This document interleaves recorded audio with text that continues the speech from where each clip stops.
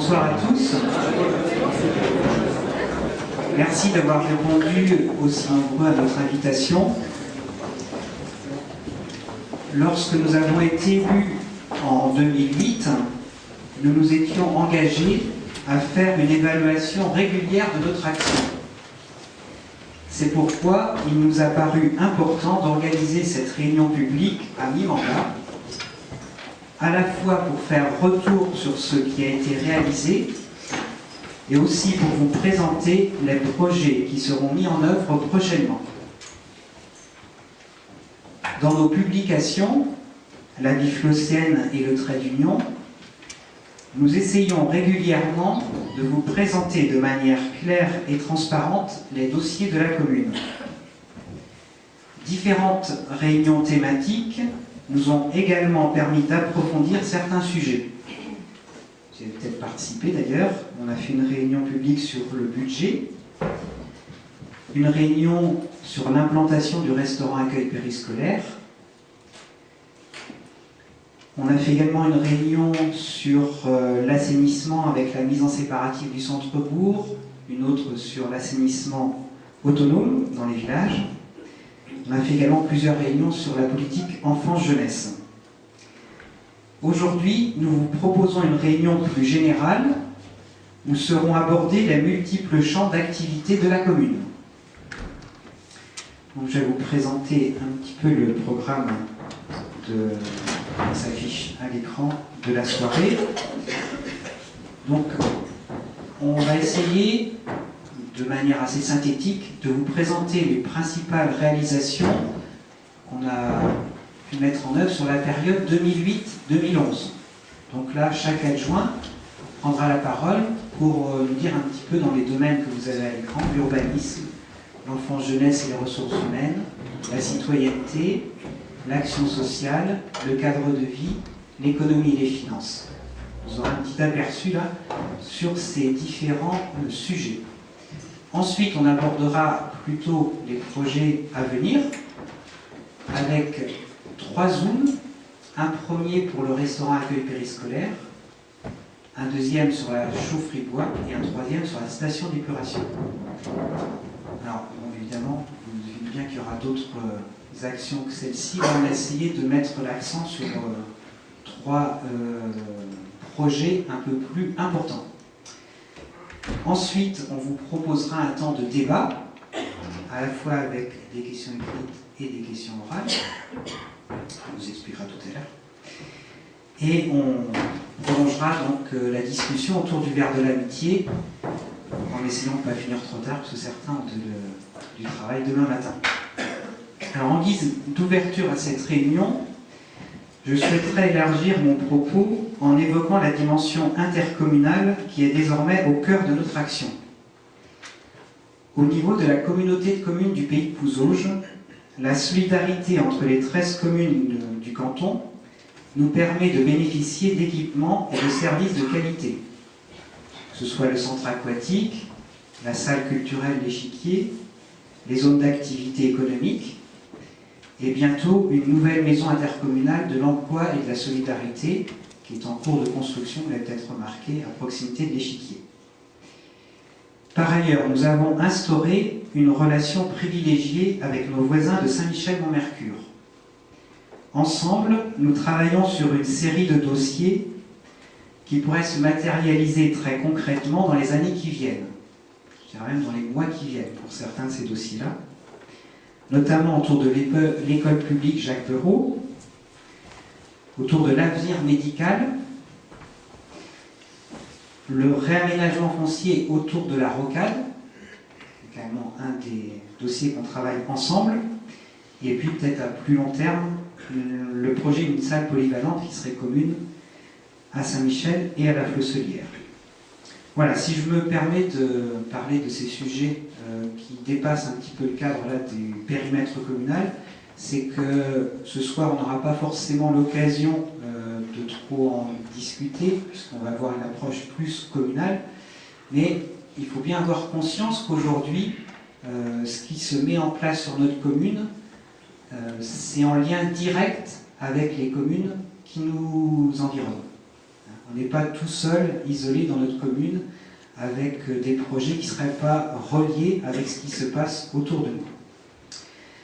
Voilà, donc on va démarrer par la partie plus bilan, et je vais laisser le soin donc à Jacques Degnaud, adjoint en charge de l'urbanisme, de vous faire un petit retour sur les projets qui ont été mis en œuvre sur la période 2008-2011.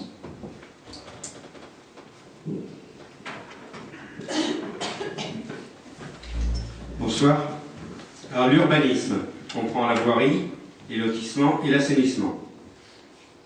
Depuis 3 ans, nous avons mis en place un entretien régulier des routes de la commune. La tâche est compliquée car beaucoup de structures de routes ne sont plus adaptées à la fréquence et à la dimension de nos véhicules. En plus, le réseau routier de la commune, de par sa physionomie, la forme d'une bouteille, est très long, environ 80 à 100 km. En complément, nous avons remis à neuf plusieurs tronçons de route. La Cotère, Sainte-Anne. À cela, il faut ajouter la rue de la Croix-de-Pierre et l'entrée de bourg de Saint-Michel-au-Mercure. Dans le même temps, nous avons poursuivi la finition des lotissements. La Vallée Verte qui était en cours, la Fontaine aux Loups, le Puy-Blin et à ce jour Carénic. En ce qui concerne les lotissements, le Puy-Blin, où il reste 2 parcelles non réservées. Nous avons ouvert le ruisseau de Compensé de 21 lots, où 7 lots sont retenus, et 1 en réservation. Comme vous le savez, la conjoncture est difficile, mais il faut être confiant dans l'avenir. L'assainissement. Le réseau de la mise en séparative des eaux pluviales et usées est terminé. Il nous reste à changer sur la canalisation en dessous la place d'Elbé jusqu'au lotissement du Calvaire pour des défauts de canalisation, des écrasements. Pour ce qui est de la station d'épuration, le dernier numéro de la Vif l'Océan vous a donné des échéances pour une réalisation fin 2013. En plus, des projets de pompes de refoulement sont à l'étude pour Margon et la Blauderie. Merci de votre écoute.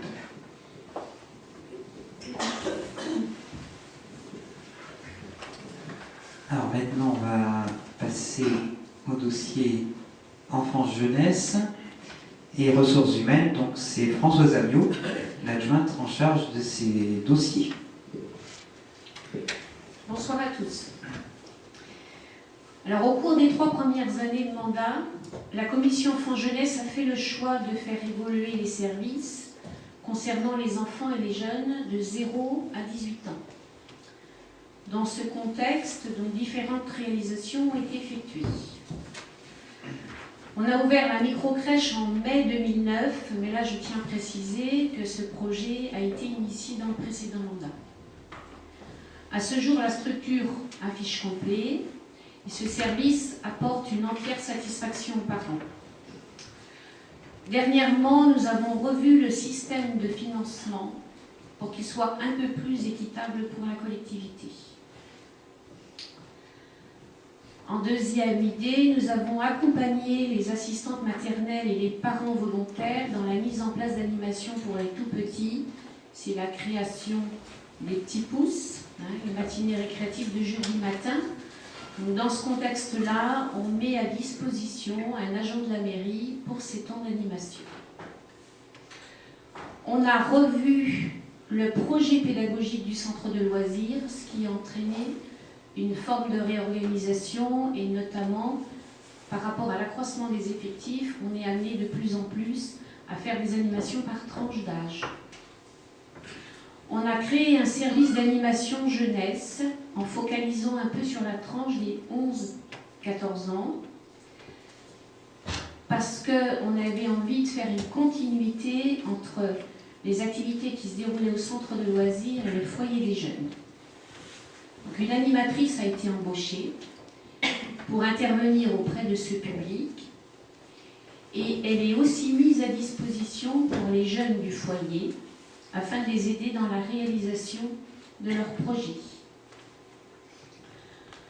2 comités consultatifs ont été mis en place pour faire participer les parents dans l'organisation des services, centres de loisirs et restaurants scolaires.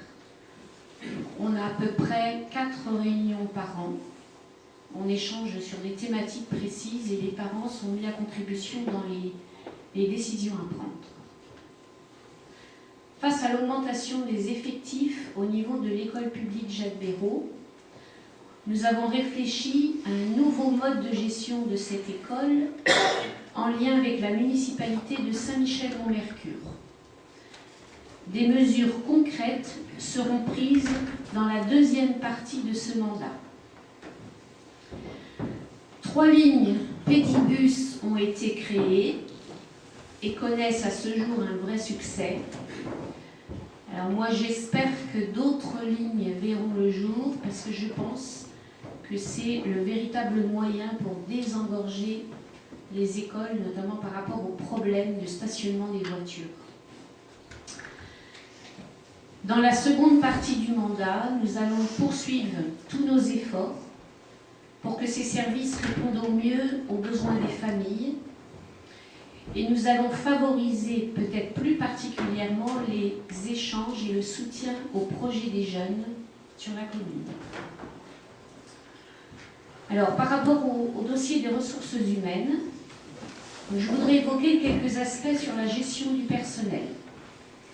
Donc, dans le précédent mandat, il avait été fait le choix de municipaliser certains services, ce qui fait qu'à ce jour, on a une mairie qui compte 26 agents, ce qui nécessite une gestion rigoureuse du personnel.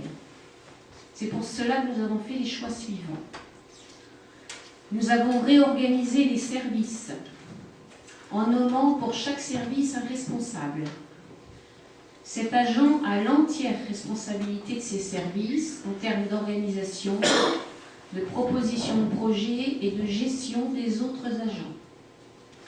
Il est l'interlocuteur privilégié donc pour Madame de Buisère, secrétaire générale, et pour nous élus. Nous avons élaboré des fiches de poste redéfinissant les rôles, les missions et les devoirs de chaque agent.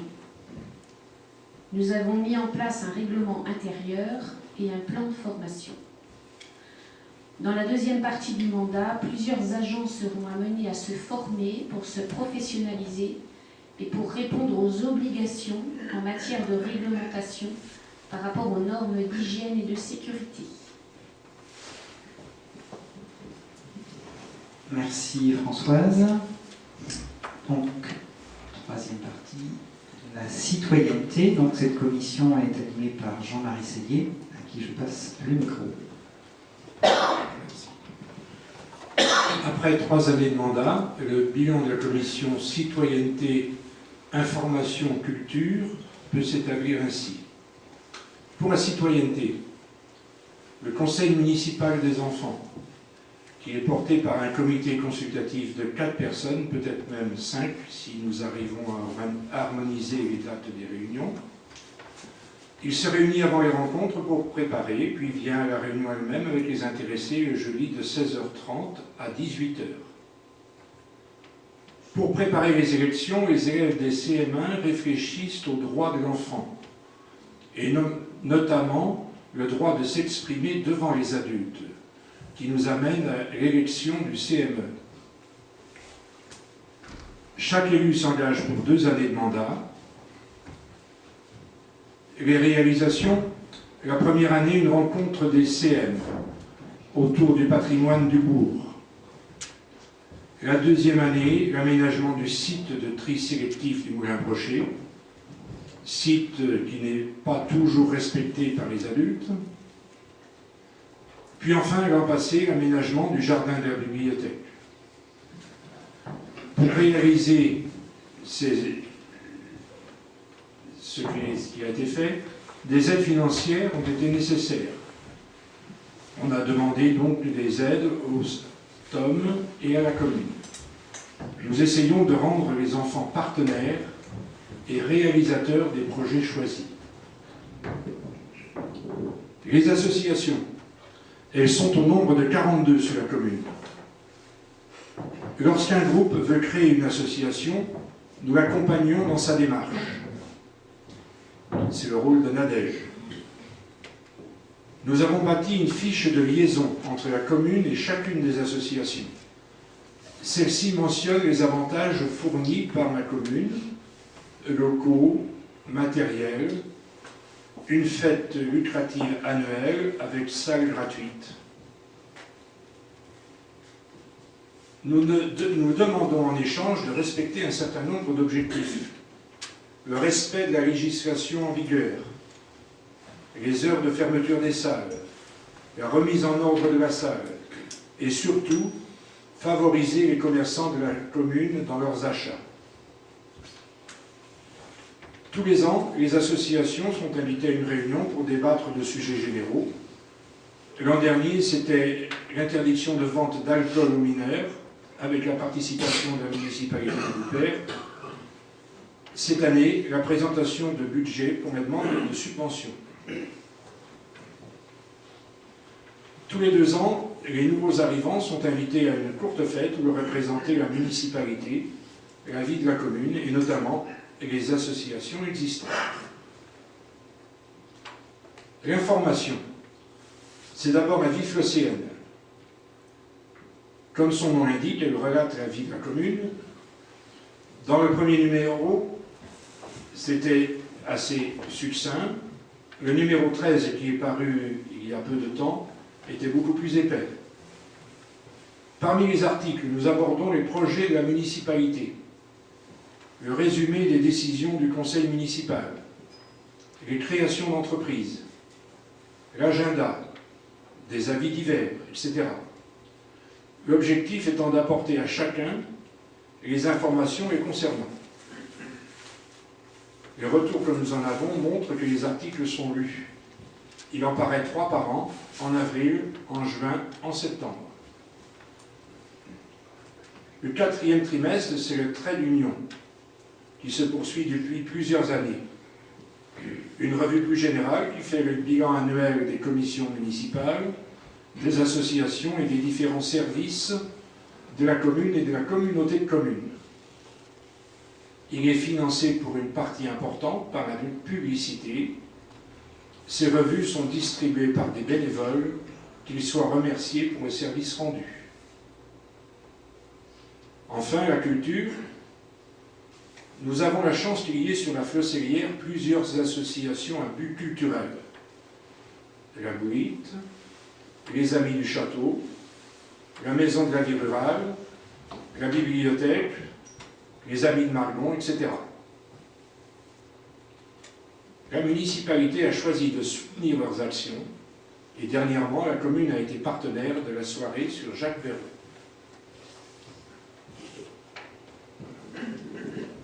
Merci Jean-Marie. À présent, on va aborder la thématique sociale avec Marie. Bonsoir à toutes et à tous. CCAS, budget commune, social, banque alimentaire pour les plus démunis suivant les ressources. Les familles en grande difficulté sont dirigées vers les organismes, CAF, assistantes sociales et autres. Nous avons un centre de soins infirmiers, nous avons un service ADMR, n'hésitez pas à les contacter ou à nous contacter. Nous avons fait la décoration des mères de famille à partir du 4e enfant dès l'âge de 16 ans.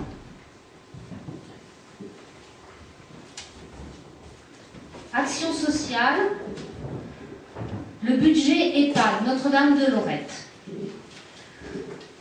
En premier, je voudrais saluer le travail réalisé et remercier le dévouement de toutes les personnes qui œuvrent au bien-être des résidents au sein de la maison de Notre-Dame de Lorette, à savoir l'ensemble du personnel pour une continuité du service de jour comme de nuit, en semaine comme au cours des week-ends, des jours fériés dans les compétences multiples, l'ensemble des bénévoles, les visiteuses, le service évangélique des malades, les tricoteuses, les membres du conseil d'établissement, les lectrices à haute voix et toutes les autres personnes anonymes qui vont et qui viennent au sein de la maison. L'implication des familles, pour leur participation en février à l'Assemblée des familles, en été aux quelques sorties proposées aux résidents, en octobre à la fête des familles, en novembre à la journée du souvenir et en décembre à la veillée de Noël. En second, je voudrais vous donner des informations sur les évolutions intervenues depuis 3 ans et vous parler des projets en cours. Les changements déjà réalisés, la fabrication et le portage de repas. Cette activité n'a cessé de croître au fil du temps. L'an passé, nous avons livré 10 450 repas extérieurs, dont notamment 1807 aux personnes âgées à domicile, 1695 au centre de loisirs L'Île aux enfants et 776 à la microcrèche.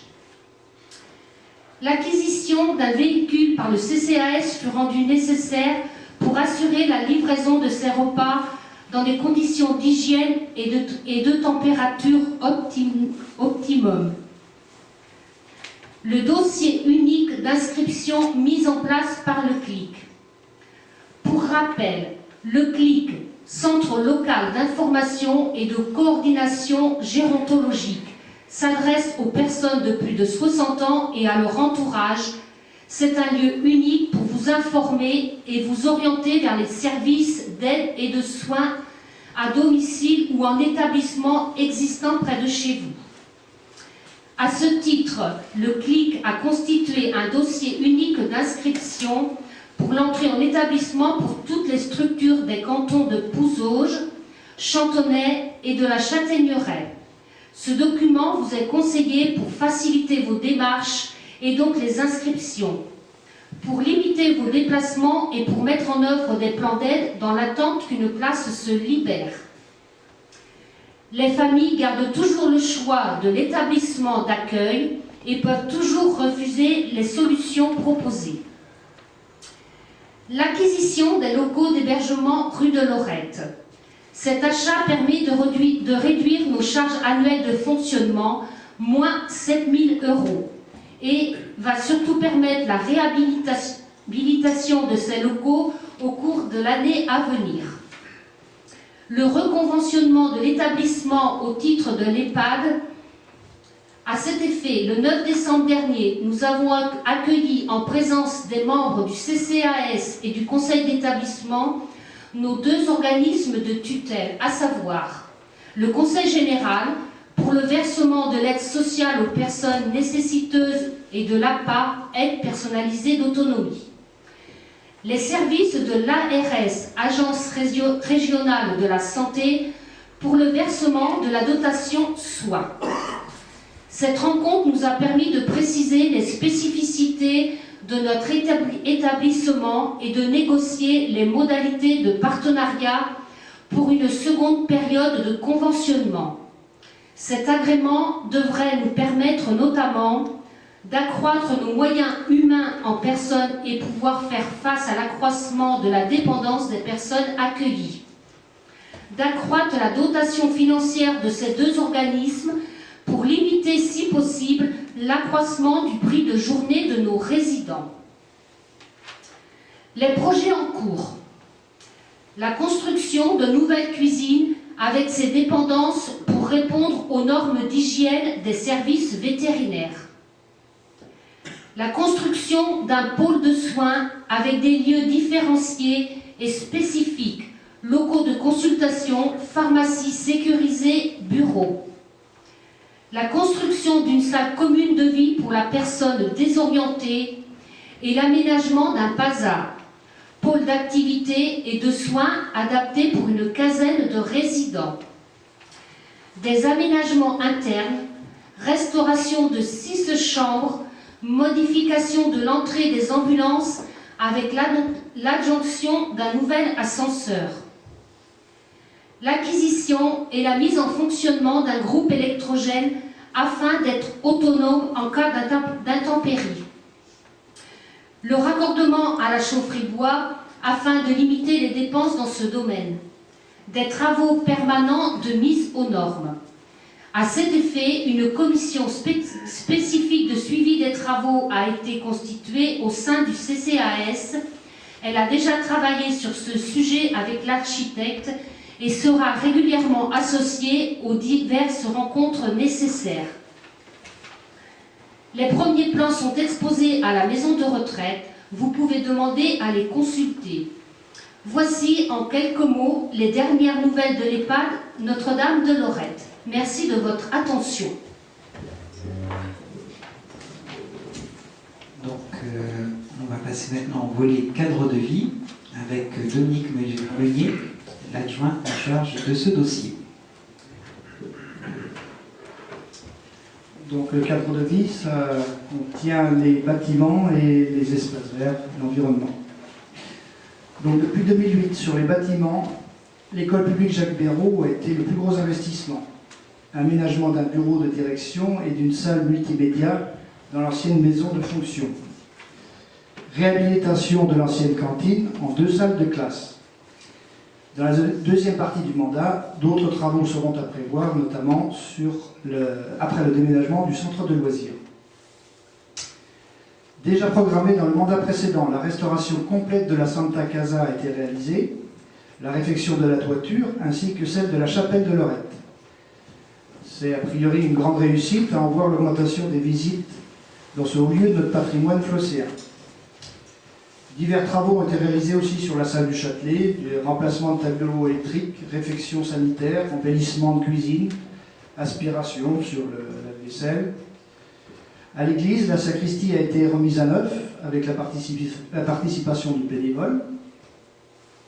La construction de notre restaurant scolaire, centre de loisirs, va démarrer officiellement le 14 novembre prochain.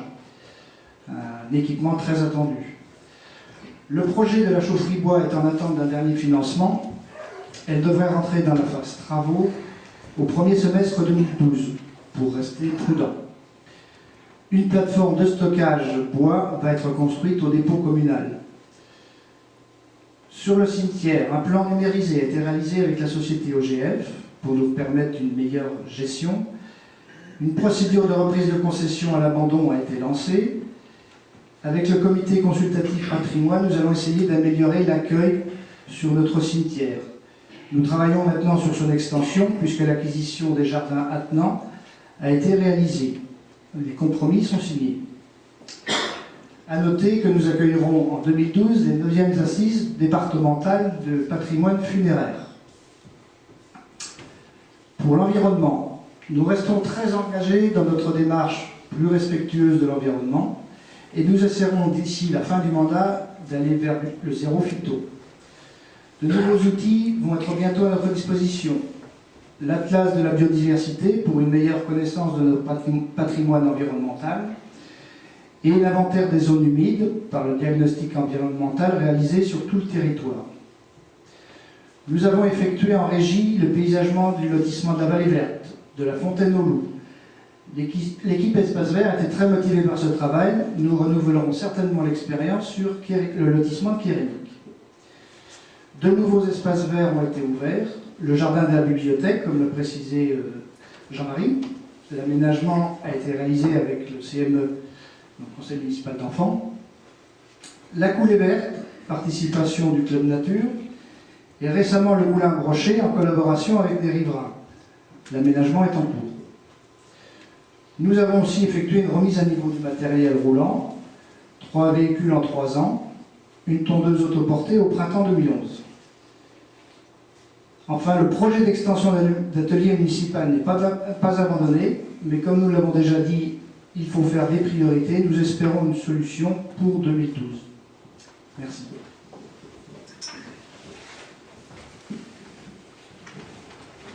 Merci Dominique. Maintenant, je vais laisser le soin à Michael Paquier, qui suit le dossier économie-finance, de nous faire une petite présentation avec quelques visuels.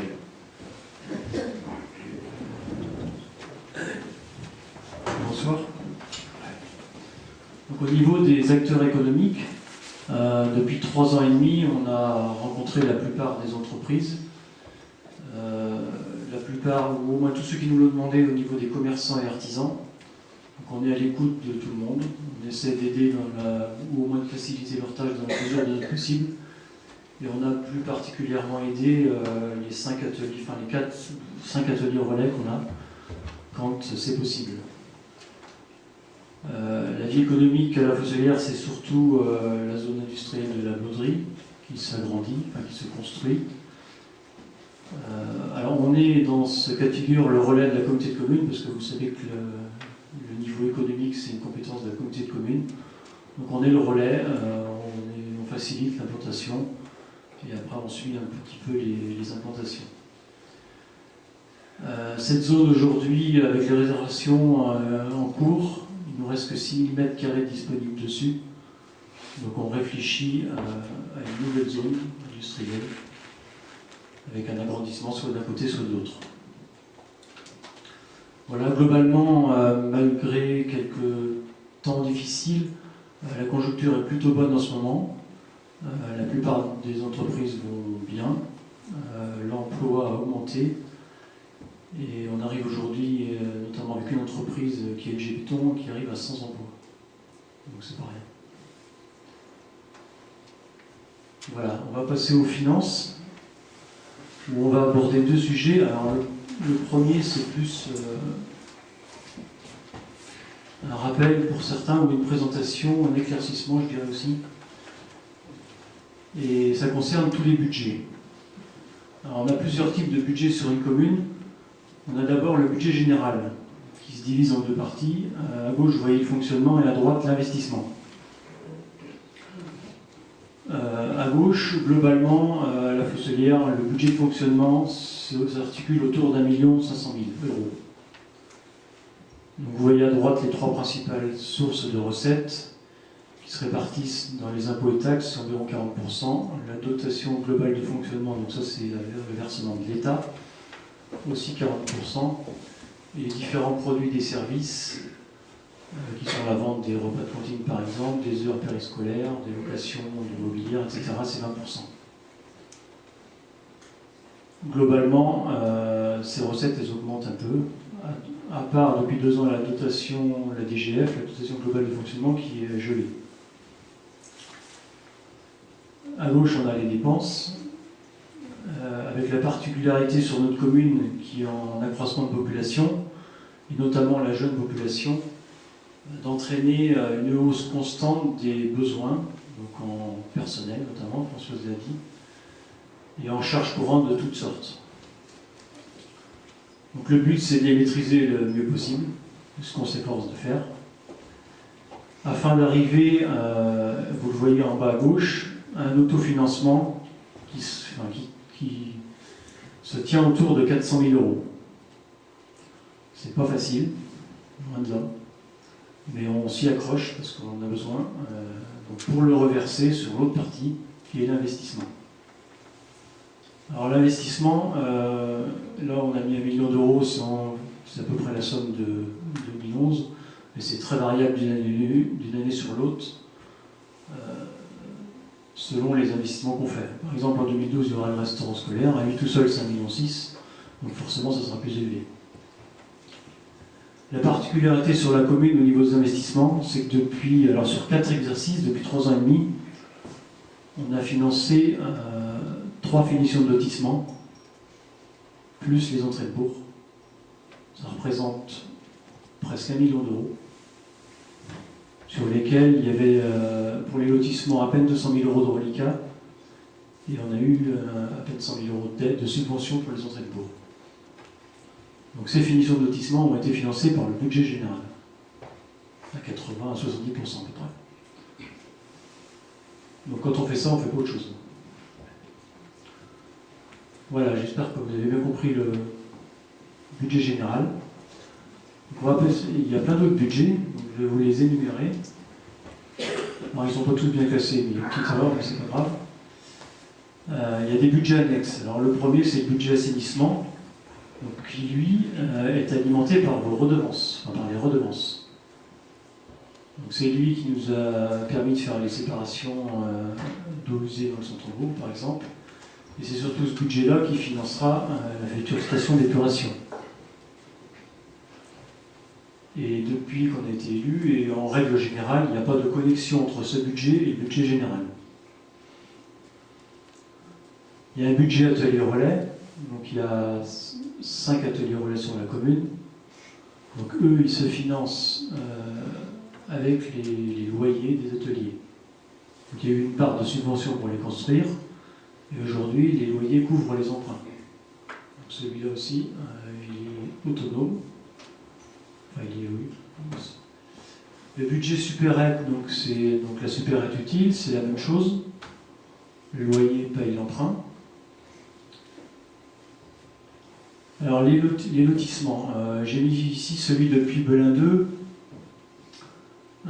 Celui-là, c'est un des seuls qui s'est à peu près couvert. La vente de terrain plus les subventions à payer les charges. Le ruisseau de Compensé, c'est le dernier budget qu'on a ouvert.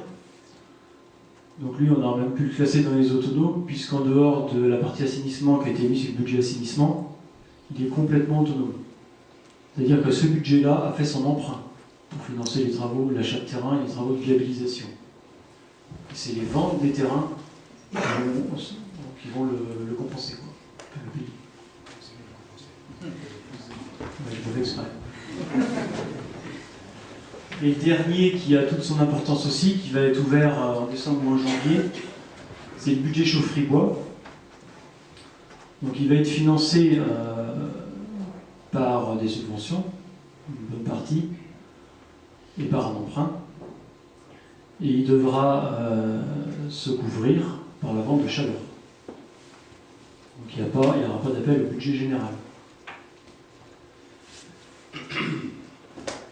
Il y en a deux autres, donc les deux derniers qu'on a classés un peu à part. L'EHPAD, donc qui lui est complètement autonome, il n'y a quasiment aucune interférence avec la mairie. Alors le CIVOM, il fonctionne aussi tout seul, mais il est en lien direct, lui, par contre, avec le budget général, puisqu'il fonctionne uniquement avec des subventions du budget général. Donc aujourd'hui, pour info, on donne 25 €, la commune de la Fosselière et celle de Saint-Michel participent chacune pour 25 € par habitant pour alimenter ce budget. Donc si on ajoute des activités, par exemple au CIVOM, il faudra augmenter la participation. Voilà comment fonctionnent à peu près les différents budgets sur la commune de la Fosselière. Le deuxième point qu'on va aborder, c'est un point qui est un peu plus en relation avec l'actualité et la crise financière. Il nous a semblé bon de vous faire un point de la situation des emprunts, donc du budget général, donc ce qui concerne la plupart, sur la commune. J'espère que tout le monde voit. Je vais le dire, ouais, puisque le fond, je ne sais pas si vous voyez. Non, pas très bien. Pas très bien. Donc la première ligne, j'ai regroupé toute une série d'emprunts qui arrivent à échéance en 2014-2015. Donc il y a dedans le locatif amiral Alquier, l'usine Joguet, les glycines et le foyer des jeunes. Et donc sur la dernière colonne, c'est le capital restant dû au 31/12/2011, donc 123 000 €. Le second qui a été fait en 2005, qui concernait l'aménagement ou la réhabilitation de la vieille cure et surtout des logements en argon. Il y a eu un emprunt de 450 000 € de fait, de contracté sur 30 ans. Aujourd'hui, on en est à 356 000 €. Ça, c'est que le capital. Après, il y en a eu un de fait pour la mairie en 2007. Donc 815 000 € sur 30 ans également. Oui, non, c'est pas 1980 000, c'est 680 000. Il n'y a pas de... Non, mais il y a juste un en trop. Donc il n'est pas dans les additions, rassurez-vous.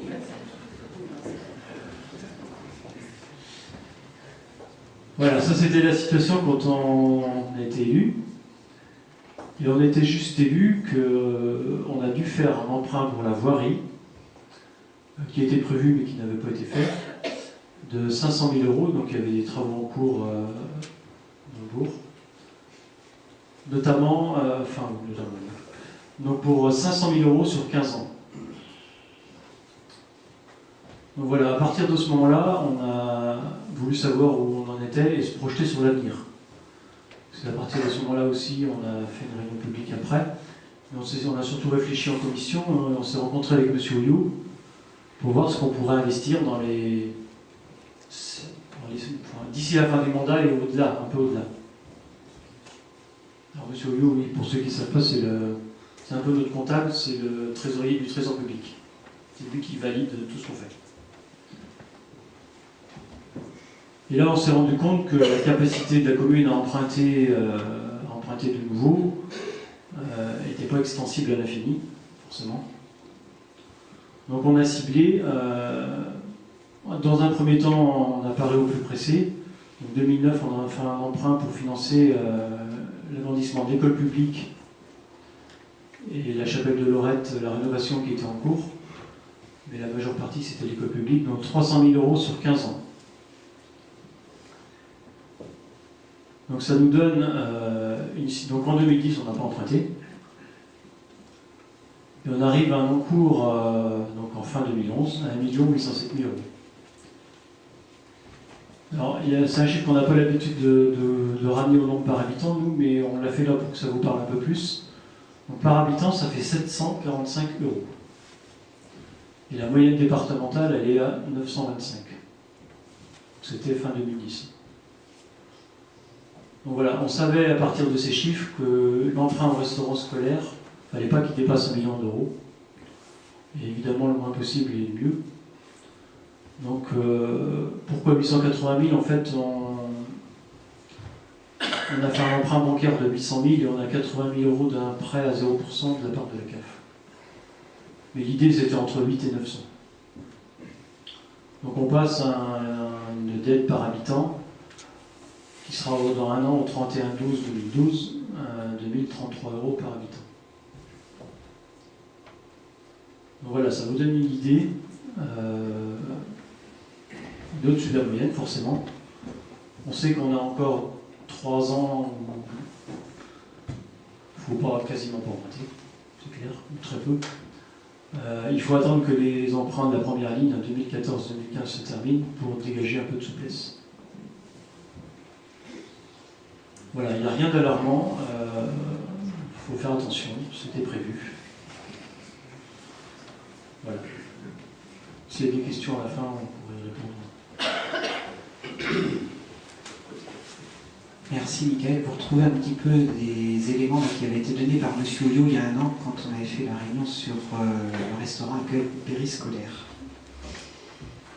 Et pour ceux qui étaient venus à la réunion sur le budget, là, Mickaël nous a fait en fait une petite synthèse.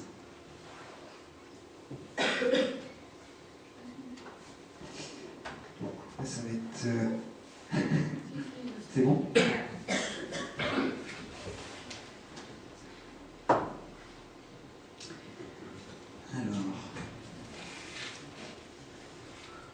On va aborder maintenant donc les projets de la seconde partie du mandat, 2011-2014. Et on a donc choisi, comme je vous l'ai indiqué en introduction, de faire un zoom sur 3 projets.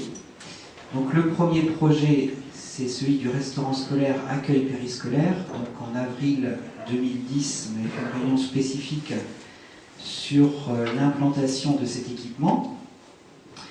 Donc on va, avec un petit diaporama, vous en dire plus maintenant sur la réalisation du projet. Donc, pour vous situer les choses, donc le projet c'est la petite étoile rouge, donc à droite du parc public de la Vergelière. L'école publique Jacques Bereau, donc en bas à gauche, et l'école Saint-Joseph, l'école privée, donc en jaune. Enfin, pour vous expliciter un petit peu le choix qui a été fait à proximité des 2 écoles et un choix de centre-bourg. Voilà, donc là on a un focus sur le parc et donc l'équipement que vous devinez là sur la droite, c'est le visuel qui avait été présenté par Patrick Congo en avril 2010. Donc on va entrer un petit peu plus dans le détail maintenant, avec les différentes parties du bâtiment. Donc un hall vestiaire sanitaire qui est centrale, la salle à manger des petits, donc en violet, la salle à manger des grands,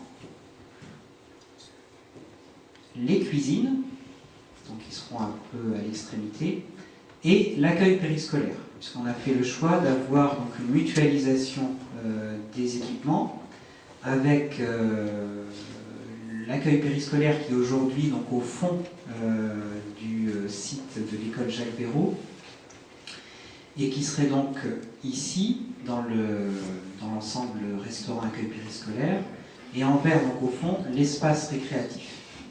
Donc pas trop vite, je suis dit, s'il te plaît.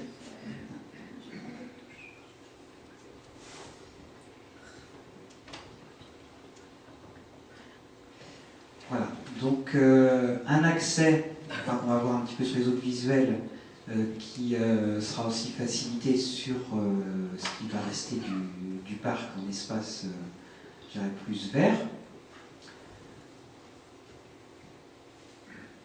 Donc les ambiances extérieures, donc ça c'était la couverture, je pense que vous l'avez tous vu dans la Vifleucène, on a fait une présentation détaillée du projet. Donc là vous avez une vision entrée du parc avec en filigrane l'allée de chêne qu'on a élaguée cette semaine, je ne sais pas si vous êtes passé devant, et qui sera donc maintenue intégralement. Et bon, ici sur le visuel, il apparaît seulement en filigrane. Voilà, donc ça c'est la vue en venant par l'école Saint-Joseph, avec la partie donc cuisine.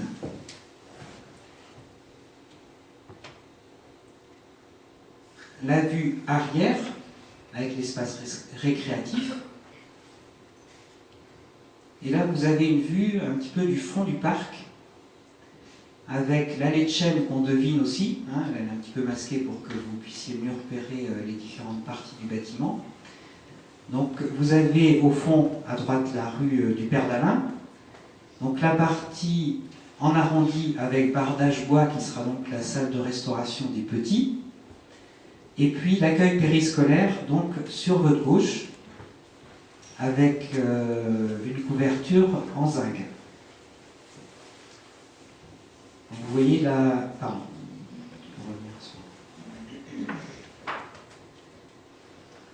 peut-être tu peux revenir sur le plan, s'il te plaît.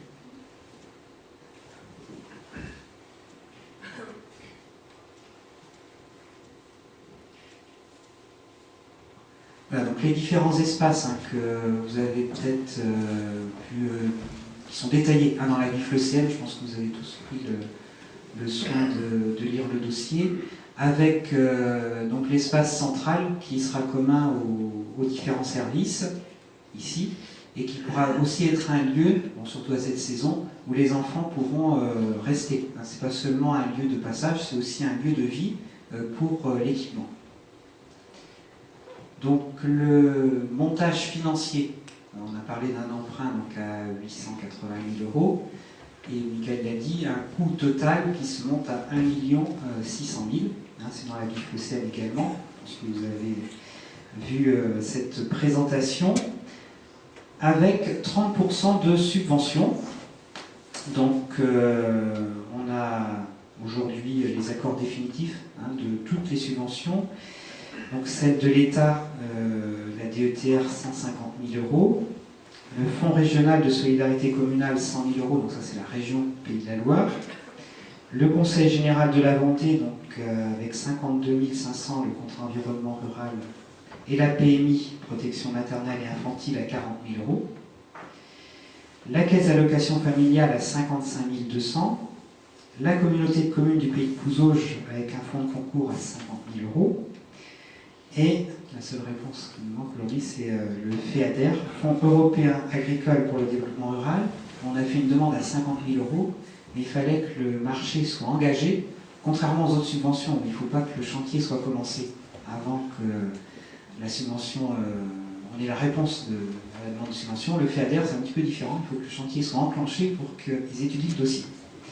Donc ça, c'est un petit peu en suspens, c'est la seule demande aujourd'hui qu'on a de non officiel, en sachant qu'on aura vraisemblablement une aide de la CAF qui sera supérieure à celle qu'on a aujourd'hui à 55 200, puisqu'on a un accueil d'un nombre d'enfants plus important au niveau de l'accueil périscolaire du centre de loisirs aujourd'hui par rapport au moment où on a monté le dossier de subvention. Donc on va avoir un petit supplément à ce niveau-là. Donc l'emprunt à 880 000, ce qui nous fait un autofinancement pour la commune sur son budget général, autour de 15%. Donc les entreprises qui ont été retenues, je ne vais pas redonner la liste, puisque vous l'avez dans la VIF ECM, elles sont à pied d'œuvre. Il y a juste un lot qui reste aujourd'hui en suspens, c'est celui des menuiseries intérieures. Voilà, donc comme l'a dit Dominique, le chantier va démarrer officiellement le 14 novembre, donc lundi prochain. Sur les différents espaces alors là on a une vue aérienne, mais vous en avez une qui est plus précise au niveau des toitures dans la VIF ECM. Il y aura donc toute la partie avant qui sera en toiture végétalisée, donc qui sera plutôt de la verdure, et donc comme je l'ai indiqué, la partie arrière qui sera en couverture zinc. Voilà, donc le chantier démarre. Les entreprises donc, ont un programme avec des échéances, donc elles doivent livrer cet équipement pour la rentrée 2012. Donc on croise les doigts pour que ce soit prêt en septembre 2012. Il y aura peut-être un petit décalage, puisque dans ce type de chantier, il y a parfois, ça peut être des intempéries par exemple, qui nous pénalisent sur quelques semaines, mais enfin logiquement, ça doit fonctionner. Voilà pour le restaurant accueil périscolaire. On répondra à vos questions dans la troisième partie sur ces différents projets. Alors maintenant, le projet de la chaufferie bois. Donc un projet sur lequel on a fait une petite présentation, mais assez synthétique dans la VIF ECM il y a quelques mois maintenant, et qui a bien avancé depuis. Donc je vais vous redonner un petit peu le protocole qui a été suivi. Donc on a réalisé une étude de faisabilité avec Atlambois, qui est le spécialiste en la matière, en 2009. Et à l'époque, on avait associé les riverains. Donc l'équipement est prévu, pour ceux qui ne savent pas, ici même. On va voir tout à l'heure les plans. Et donc on avait fait une petite étude sur les rues adjacentes, donc la rue du Château, la rue du Guesclin, la rue de Lorette, pour voir s'il y avait des particuliers qui étaient intéressés pour ce mode de chauffage. On a été sur le terrain, on a visité des chaufferies bois lors d'une journée où on a enchaîné 2 visites, une donc au Boupère et une à Saint-Pierre-du-Chemin. Ce sont 2 équipements qui fonctionnent depuis plusieurs hivers maintenant. On a également bénéficié de l'accompagnement du CIDEV, le syndicat d'électrification de la Vendée, qui nous a accompagnés sur ce projet. On a participé également pour voir là plus au niveau région Pays de la Loire les équipements qui sont en service aujourd'hui et les enjeux autour des chaufferies bois. Donc c'était à Angers en octobre 2010. Et donc après on a toute une série, j'en ai indiqué qu'une, de réunions techniques de travail avec le cabinet Edel qui est le maître d'œuvre pour la réalisation de la chaufferie bois à la Fleusselière. On a eu une présentation de l'APS, donc l'avant-projet sommaire au conseil municipal en janvier, et une présentation de l'APD au mois de mai. Je ne l'ai pas indiqué ici. Mais... Donc c'est un petit peu la chronologie du projet. Alors, je peux passer peut-être ce vidéo. Donc voilà, vous allez vous repérer, j'espère. Donc la salle Marquis-sur-Gers, vous la voyez, hein, donc on est à l'intérieur de cette salle. Et vous avez donc un petit garage qui aujourd'hui, pas tout à fait comme ça, il est un petit peu moins joli, il est avec une toiture qui donne vers le parking. Donc la chaudière sera installée dans ce petit garage, hein, qu'on va rénover puis essayer d'améliorer au niveau de l'esthétique. Et le silo, donc qui sera un silo enterré, sera ici sur la gauche. Je ne sais pas si ça vous parle, si vous vous repérez. À ce moment vous avez le foyer des jeunes, et puis donc la place où vous êtes peut-être stationné tout à l'heure. Donc vous voyez que c'est un projet qui, enfin, de notre point de vue, s'inscrit assez bien dans l'environnement, hein, puisqu'il ne dénature pas le site, je dirais même qu'en partie, il l'améliore au niveau de l'esthétique du garage. Et pour mieux vous faire comprendre un petit peu les enjeux qui sont aujourd'hui ceux autour de la chaufferie bois, j'ai proposé à un de mes collègues maires du canton, Dominique Blanchard, de vous dire en quelques mots pourquoi sur le territoire du pays de Pouzauges, il y a une dynamique qui s'est mise en place autour de l'énergie bois. Donc on a une chaufferie qui fonctionne depuis plusieurs hivers, c'est celle du Boupère, la Meillerette-Illet qui démarre donc cet hiver, et donc on espère que tout se passe bien, la Fleusselière l'hiver prochain.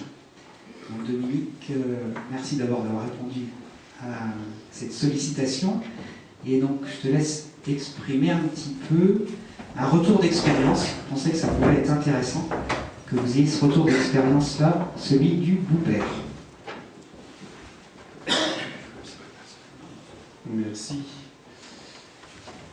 D'abord, quand Antoine m'a proposé de venir dire un mot sur la chaufferie, j'ai dit oui parce que lorsqu'on a nous aussi commencé à réfléchir à notre projet il y a 5 ans, 6 ans, on s'est beaucoup déplacé aussi parce que pour notre territoire, pour notre secteur, c'est des choses un peu nouvelles et c'est normal qu'on se pose un certain nombre de questions. On se les posait aussi à l'époque et on était content de trouver des communes qui avaient des projets, plus que des projets, qui avaient des réalisations et que ça fonctionnait. C'est là d'ailleurs qu'on a découvert que si c'est nouveau chez nous, il y a des secteurs en France et dans le monde qui ont des chaufferies à bois déchiqueté comme ça automatiques depuis des dizaines d'années. Pour l'anecdote d'ailleurs, on était un peu contents au Boupère, on était dans les premiers du département à avoir une chaudière de 400 kW. Et puis on a découvert, moi j'ai découvert, il y en a plein qui le savaient, et puis il y en a cinq qui le savent, que chez Gauthier, l'usine Gauthier Meubles au Boupère, il y a 2 chaudières installées pour une puissance de entre 7000 et 8000 kW. On croyait inventer quelque chose, et puis ça ramène à beaucoup d'humilité. Si l'idée, quand on a commencé en 2004-2005 à parler de chaufferie bois, c'est qu'il y avait eu au niveau de la communauté de communes une charte forestière qui avait fait apparaître qu'il y a sur le canton de Pouzauges 1200 hectares de bois de châtaignier, dont privé public, surtout privé, qui sont en partie mal entretenus. Les bois de châtaignier autrefois servaient énormément à l'agriculture, ils servaient de bois d'œuvre, on faisait tout avec le châtaignier. L'évolution des choses a fait que maintenant ce bois est plus ou moins utilisé, plutôt moins que plus, dans beaucoup d'endroits. Il était il y a 5 ans, c'est en train de changer. Et un bois de châtaignier qui n'est pas taillé, qui n'est pas entretenu régulièrement, tous les 12, 15, 18 ans, il s'abîme. Si on le coupe au bout de 30 ans, les souches ne redémarrent pas forcément. Donc il y avait un potentiel important, je ne parle pas des haies, et la ressource existante. On sait tous que le prix des énergies fossiles va aller en augmentant. Voilà, on avait entendu parler de chaufferie bois, en Bretagne particulièrement, on est allé visiter, et on a lancé le projet. Donc au niveau d'approvisionnement, on sait que le potentiel local existe. Un mot sur le fonctionnement, donc on démarre notre 5e hiver, déjà. Je dirais que le chauffer au bois, c'est plus qu'une idée nouvelle, c'est plutôt quelque chose qui existe depuis toujours. C'est du bon sens. La seule chose qu'on a par rapport à ce qu'ont connu nos parents ou nos grands-parents, c'est que c'est automatisé. D'un bout à l'autre de la chaîne, on ne touche plus à rien. Le bois déchiqueté est pratiquement comme, pas d'électricité quand même, ni du gaz, mais c'est une matière qui, lorsqu'elle est bien transformée et sans corps étranger, ça se passe très bien. J'en parlerai un tout petit peu tout à l'heure. La seule particularité quand même, c'est que la chaudière demande des réglages précis et un entretien. Donc il y a un passage journalier. C'est pour ça que nous on le suit en direct avec les employés de la commune. Ils sont 4 à être formés pour assurer le week-end. Bon, il y en a 2 qui sont plus souvent dessus. Mais les 4 prennent un tour de rôle leur week-end. Il faut passer, quand ça va bien, c'est 5-10 minutes, mais il faut y passer. Le samedi et le dimanche. Et les jours fériés. Il y a une obligation aussi, et ce sera pareil je pense chez vous, dans la mesure où il y a un établissement social qui est chauffé, d'avoir une sécurité à côté, un complément. Je pense que ce sera du fioul chez vous aussi. Ça veut dire que... Pardon, c'est du gaz. Ça veut dire que, comme il y a un petit peu plus de risque de panne sur une chaudière bois que sur d'autres, comme on ne peut pas laisser une maison de retraite sans chauffage, il y a une deuxième chaudière d'appoint qui vient en appui lorsqu'il fait moins 10 le matin et qu'il y a une demande forte, et qui vient aussi en sécurité s'il y avait une panne sur la chaudière. Pour information, sur les 4 années de fonctionnement, on a l'équivalent d'une journée de panne chaque année, sur 200 jours de chauffe. C'est assez exceptionnel. On a des employés qui se sont pris d'amour pour la chaudière, je crois qu'on peut le dire carrément comme ça. Ils ont à cœur qu'elle tourne tout le temps. Les 2 fois qu'on est tombé en panne, les 2 premières années, c'était le jour de Noël. Et aux 2 fois, c'était des corps étrangers. La technique en elle-même est très au point. Je vous disais tout à l'heure, c'est le bois, quoi. Et on a un stockage dans un hangar, chez un agriculteur. Bon, c'est pas volontaire, hein, c'est le tas de bois, il y a des enfants qui jouent dessus, j'en sais rien. On s'est retrouvé 2 fois avec des gros bouts de ferraille coincés dans la vis en bas. C'est les seuls ennuis qu'on a eus, et puis bah, voilà, il faut vider le silo, il faut dépanner et puis redémarrer le lendemain. Donc sur les 4 années, le bois assure 99% du chauffage. Le bilan économique, c'est toujours un petit peu faussé le bilan économique, je ne vais pas vous donner 50 chiffres. Nous, on a eu un taux de subventionnement assez exceptionnel, dans la mesure où c'était une des premières. L'ADEME, la région, le département ont accompagné, on avait 70% d'aide. Ce qui fait qu'évidemment, la rentabilité est rapide. Par contre, par rapport à votre projet, hein, sans rentrer dans les détails, on a fait le choix, on aurait voulu quelque chose d'économique pure, on aurait chauffé la maison de retraite, point. On a fait le choix et on a été poussé en ça par et la région et l'ADEME qui nous subventionnait, de faire un petit réseau, sachant que faire 300 mètres de tuyaux pour chauffer la mairie, c'est pas très grand, pour chauffer une salle associative plus loin, qui n'est pas très grande non plus, c'était pas forcément rentable à court terme. D'autant plus que ces bâtiments-là étaient chauffés électriquement, donc il a fallu remettre des radiateurs, des réseaux, donc on a un coût à l'unité de chauffe qui est plus important que chez vous. Avec les subventions, évidemment, on a un retour d'investissement qui est sur 10 ans, 10-12 ans. On a fait le choix quand même, il était même plus court que ça, on a fait le choix d'allonger un petit peu l'emprunt. On a en gros emprunté sur 15 ans, alors que la durée de vie de l'ensemble c'est 25. Donc les 10 dernières années, on va faire plus d'économies. On a allongé un petit peu quand même pour dégager dès le début une rentabilité qui se voit. La référence c'est l'année 2006-2007, la dernière année où on a chauffé avec le gaz à la Charmille, à la maison de retraite. Alors c'était du gaz, on n'a pas gaz de ville, hein, c'est le gaz propane, c'est ce qui est le plus cher. Et les autres bâtiments étaient chauffés électriquement. On avait un coût de chauffage 2006-2007 de 58 000 €, tout compris, et on tourne depuis les 4 années qu'on est au bois entre 52 et 54 000. Donc on a directement, en gros 5 000 € d'économie, sachant que les 58 000 de 2006-2007, en 2011-2012, c'est plus 58 000. Les énergies fossiles, puis l'électricité ont bien bougé. On estime aujourd'hui l'économie à 15 000 € annuellement. On a fait un calcul quand même, sans zéro subvention, si on n'avait eu aucune subvention, parce que l'objectif c'est un peu ça quand même, économiquement, sans aucune subvention sur une durée de vie de 25 ans, en ne touchant pas au prix de l'énergie, on faisait une opération blanche. Par contre, si on fait augmenter le prix de l'énergie, et même si on fait augmenter le prix de l'énergie fossile et du bois à la même vitesse, dans la mesure où on a 55 000 de gaz et d'électricité d'un côté et 20 000 de bois de l'autre, le reste c'est du temps passé et c'est de l'investissement, on a, dans le cas de la chaufferie bois, des charges fixes qui ne bougent pas, il n'y a que sur les 20 000 que la hausse s'applique. Ce qui fait que de toute façon l'écart se creuse et la rentabilité vient naturellement. Vous me direz qu'on ne maîtrise pas le prix du bois, mais on maîtrise encore moins celui du pétrole, donc on n'a pas beaucoup de risques là-dessus. Un petit bilan, j'ai encore 2 minutes.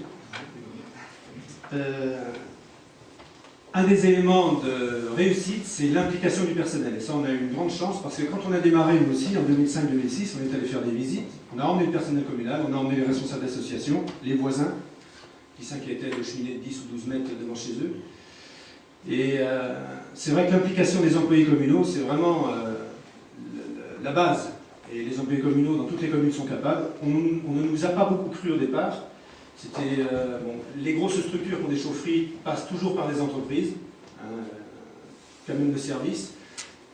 La preuve est faite que si on motive des employés, ils se sont formés, il y a eu une petite formation de départ, ils se forment sur le tas, ils ont eu la chance d'avoir un technicien qui avait installé la chaudière qui était très coopératif la première année. qui s'appelait Au Portable et qui avait un petit souci. Et c'est vraiment une réussite à ce niveau-là, pour deux raisons. C'est valorisant pour le personnel, et en plus leur temps est valorisé, c'est-à-dire qu'on rentre leur temps de travail dans le coup. Quand je vous ai dit 52 à 54 000, le temps de travail des employés dedans, c'est du travail qui n'est pas délocalisable, c'est en gros un quart-temps, tout compris. Et c'est du travail qui est valorisé parce que c'est du temps d'hiver. Or, les employés communaux, il n'y en a jamais assez au printemps et l'été. L'hiver, voilà, quand il fait 15 jours de temps comme ça, le temps qu'il passe à la chaufferie, j'oserais dire, sans être péjoratif, qu'il n'y a pas moins de travail de fait à la sortie d'hiver. Donc c'est du temps d'hiver qui ne pèse pas et qui est bien rentabilisé. L'autre intérêt, c'est que c'est une ressource locale, durable dans la mesure où on ne fait pas n'importe quoi. Alors ça c'est important. On a le potentiel, on l'a vu tout à l'heure. La chaudière du Boupère, la vôtre ça va être à peu près pareil, parce que les consommations vont être à peu près identiques. C'est l'équivalent de 2 hectares de bois de châtaignier annuellement. Si on considère qu'on revient tous les 15 à 20 ans, ça fait 30 à 40 hectares de bois de châtaignier pour alimenter une chaudière. Il en faudrait 80-90 pour nos 3 chaudières, une petite centaine. Il y en a 1200. Alors le bois de châtaignier, il ne sert pas qu'à ça, on est bien d'accord, il y a beaucoup de gens qui chauffent au bois de plus en plus, mais il y a une charte qui se met en place avec la communauté de communes. Les gens qui livrent la chaudière, de plus en plus, font une petite étude sur leur exploitation ou sur leur propriété de bois pour avoir un plan de gestion. D'abord savoir la production annuelle, moyenne, ce qui leur permet à eux et à nous d'être sécurisés, de savoir que telle personne elle peut livrer 80 mètres cubes en moyenne par an. Alors ça peut être 200 une année et puis pas pendant 2 années suivantes, mais qu'on ait vraiment une notion de gestion dans le temps. Il ne s'agit pas de couper les arbres à la patte puis de se retrouver 10 ans à avoir plus rien. Et là, on a cette capacité-là, localement, d'avoir la ressource. Bon, j'ai dit les principales choses, je pense. Et la valeur ajoutée locale, je vais finir là-dessus, c'est-à-dire que, alors c'est pas important, vous me direz, à l'échelle du monde et puis de la crise qu'on vit, par exemple. Mais quand on donnait 58 000 de gaz ou d'électricité, pour le gaz, à part le camion qui vient de livrer, le reste, ça ne reste pas dans l'économie locale. Là, nos 52 à 54 000, à part les 1 500 € d'électricité, pour faire tourner les pompes, pour faire tourner l'ensemble, le reste, c'est de l'investissement. Bon, d'abord, c'est une charge fixe et ça a été construit par des entreprises locales. Et les 20 000 € de bois, c'est à 15 km à la ronde, les agriculteurs ou les propriétaires forestiers. Donc, et le reste, c'est du temps d'employés pour environ un quart temps. Donc c'est à l'échelle de l'économie du territoire, ça c'est pas délocalisable. Merci beaucoup Dominique pour cette présentation. Donc d'une réalisation que vous pouvez visiter, puisque si vous allez au Boupère, je crois que vous avez reçu combien de groupes en visite? Je les compte plus maintenant. Mais bon, c'est un équipement comme celui de Saint-Pierre-du-Chemin qui a fait ses preuves, en fait. Juste une petite remarque. Je vais vous donner l'occasion pour les visites. Ce qui est spectaculaire, c'est que 2008, crise du fuel qui a augmenté énormément, on a eu des visites tout l'hiver. 2009-2010, le fuel a énormément baissé, il n'y avait presque plus personne qui venait. C'était symptomatique. Hein. Tout le monde réfléchissait à des projets comme ça avec l'énergie augmentée, et si ça rebaissait, ben on repoussait un peu. Alors je vais vous donner quelques éléments chiffrés. Donc le projet, celui de la Fleusselière, c'est autour de 400 000 €. Et donc les subventions, ils sont dans la main qu'au Boupère, on s'est quand même battu pour en avoir. Donc il y a une aide de l'État qui était déjà dans les tuyaux, hein, puisque la municipalité précédente avait obtenu une DGE sur une rénovation des systèmes de chauffage sur ce pôle ancienne mairie, foyer de jeunes. Donc 64 000 € l'aide de l'État, le Conseil général de la Vendée, donc 100 000 €, et comme l'a dit Dominique, je crois qu'on est en attente de la dernière subvention, celle de la région à 50 000 €. On a un bon espoir, et donc si on décroche cette subvention de la région, on devrait donc lancer le projet dans le premier semestre 2012, comme l'a indiqué Dominique. Là, on est dans les subventions où il ne faut pas démarrer les travaux avant d'avoir la réponse, contrairement à l'aide de l'Europe sur le restaurant scolaire. vous aurez là aussi le loisir de poser vos questions, y compris à Dominique qui va rester un petit peu avec nous. Troisième zoom, celui donc sur la station d'épuration. Donc vous savez qu'on a une station qui est vieillissante, pour ne pas dire plus. À l'époque, quand elle a été réalisée dans les années 70, c'était un équipement pilote, un peu pour la région. Et bon, au fil des ans, et puis la commune s'étant développée, il nous faut donc revoir complètement la station principale d'épuration. Donc, ce que je voulais redire, même si ça a été dit par Jacques tout à l'heure, on a commencé, c'était notre priorité numéro 1, par la mise en séparatif du centre-bourg. Bien séparer les eaux usées des eaux pluviales. Ensuite, donc, la priorité 2, c'était la station. Donc, l'étude d'acceptabilité et le rapport d'incidence, c'est la première étape, a été réalisée par une société de Rennes, Hydratec, dont c'est le métier. Et cette étude, donc, elle a été rendue dernièrement au conseil municipal. On a maintenant la deuxième étape, c'est l'étude de la maîtrise d'œuvre, donc qui va avoir lieu maintenant, dans l'hiver 2011-2012. Au printemps 2012, fin du printemps 2012, début de l'été, on aura l'appel d'offres travaux avec le choix des entreprises pour un début du chantier qui interviendra donc à l'automne 2012. La mise en service de la nouvelle station est envisagée pour l'automne 2013, fin d'année 2013. Donc aujourd'hui, la station, vous voyez tous où elle est située, donc on reprendrait un petit peu légèrement en aval du site actuel le même site que celui que vous connaissez. On a donc tout un travail à réaliser cet hiver et au printemps pour le choix à la fois du maître d'œuvre et après des entreprises.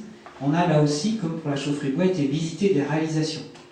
On n'a pas été au père cette fois-ci, mais on s'est déplacé, notamment à Saint-Lambert-du-Lattay, qui est une configuration qui ressemble un petit peu à la nôtre. Et on a été donc sur site pour voir un petit peu comment on pouvait aujourd'hui réaliser un équipement au goût du jour.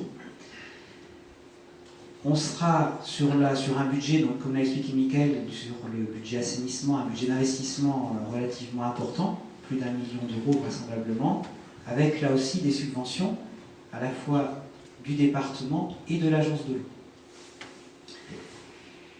Voilà, donc sur la station d'épuration, j'en dirai pas beaucoup plus. On a une troisième étape ensuite, qui est programmée sur l'assainissement, c'est le collectif sur le village le plus important de notre commune, la Chagnette, et le secteur de la Chagnette. Donc un dossier là aussi qui était un petit peu dans les tuyaux et qui viendra donc après cette réalisation de la station principale. Aujourd'hui, donc on a, ça a été dit par Jacques au départ, deux sites qui pourraient être connectés qui ne sont pas à notre station principale, donc le village de Margon, avec une pompe de relevage, et puis la zone industrielle de la Blauderie. Donc aujourd'hui, la zone industrielle de la Blauderie, les eaux usées sont traitées dans une lagune qui n'est plus du tout aux normes, et en plus, la rocade, qui va se mettre en place donc, entre Pouzauges, Saint-Michel, et puis qui remontera après vers Cholet, passera sur cette lagune. Donc, il faut trouver une solution. Donc on a étudié deux scénarios. Un scénario avec une station donc, vraiment spécifique pour la zone industrielle, et donc Hydratec, et puis d'autres cabinets ont travaillé un petit peu là-dessus, et on pourrait, la solution qui serait la plus pertinente, remonter donc, les eaux usées de la zone industrielle vers la station principale qui sera dimensionnée pour accueillir ces eaux usées. Alors ça vous paraît loin peut-être comme ça de ramener les eaux usées de la Blauderie, mais au niveau technique et financier, c'est la solution la plus pertinente pour les bureaux d'études qui ont travaillé sur le projet. Voilà. Donc on avait fait ce choix de présenter donc, trois projets principaux. Il y en aura d'autres qui seront mis en œuvre bien sûr sur cette deuxième partie du mandat. Vous avez deviné aussi à travers les différents comptes rendus que les évolutions qui sont celles de la commune, dans tous les domaines, nous conduisent aussi à adapter notre stratégie. Quand on a été élu en 2008, il y a des choses qu'on ne soupçonnait pas forcément. Et bon, voilà, il faut prendre. Je prends un exemple, par exemple, au niveau de l'accueil périscolaire. À l'époque, on était sur un format beaucoup plus petit que celui d'aujourd'hui. On a un accord pour 60 enfants. Dans le nouvel équipement, on va monter encore en puissance. Et ça, c'est vrai, ce sont de nouveaux services qui nous sont demandés et qui correspondent à un réel besoin. Mais je dis souvent, l'accueil périscolaire, en 2001, lors de la campagne municipale, c'était une promesse des deux listes, créer un accueil périscolaire. C'est-à-dire que ça n'existait pas il y a 10 ans. Et aujourd'hui, on a complètement oublié ça. Je ne sais pas comment on faisait, mais il n'y avait pas d'accueil périscolaire il y a 10 ans à Plesselière, comme dans toutes les communes du canton de Pouzauges, sauf à Pouzauges peut-être. Vous voyez, pour vous dire comment aujourd'hui nos modes de vie changent et comment ça nous amène à être réactifs et à nous adapter rapidement. Voilà, donc maintenant on va entrer sur la troisième partie d'Arion, donc le débat. Donc on va vous proposer 2 temps, un temps plus avec des questions écrites et un temps plus avec des questions orales. Donc pour les questions écrites, on tient beaucoup à cette partie-là, parce que ça permet à tous, y compris ceux qui ne sont pas très à l'aise à l'oral, de s'exprimer. Donc on va vous donner des petits papiers pour ceux qui le souhaitent, et on va vous inviter à écrire vos remarques sur ce qui vous a été présenté ce soir, sur des choses qui n'ont pas été présentées. Des remarques positives, des remarques négatives, des questions que vous posez par rapport aux projets qui ont été présentés. Donc ça, c'est ce que vous pourrez écrire. Et on vous invitera aussi, pour ceux qui le souhaitent, à être créatifs et à nous dire quels sont les projets ou les sujets que vous aimeriez qu'on traite sur la seconde partie mandat et au-delà. Parce qu'après nous, il y aura d'autres élus. Il y aura une nouvelle municipalité en 2014.